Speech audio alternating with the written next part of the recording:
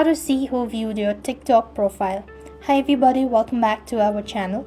I'm back with a new video and today I'll show you how can you see who viewed your TikTok profile.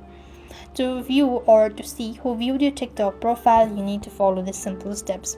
First of all, make sure that the application is completely updated and then log into your account.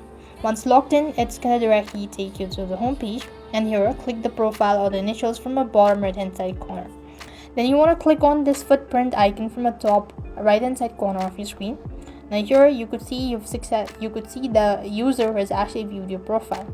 Now for this, you have to actually be sure to enable the button, and once you've enabled who can view your profile, that means you'll also be notified to the other person if you've viewed somebody else's profile as well. So just to enable it, you just have to click on the footprint icon and make sure to enable it, and from then onwards you'll be able to view or see who has actually checked your profile on TikTok. So that's the way you could see it. So now if you want to turn it off, you just have to make sure to click on the gear icon and tap on the profile and toggle the button for this. That way you'll have successfully turned off. And I hope the video was helpful. Make sure to like, share and subscribe to our channel. Thank you for watching. See you in the next video.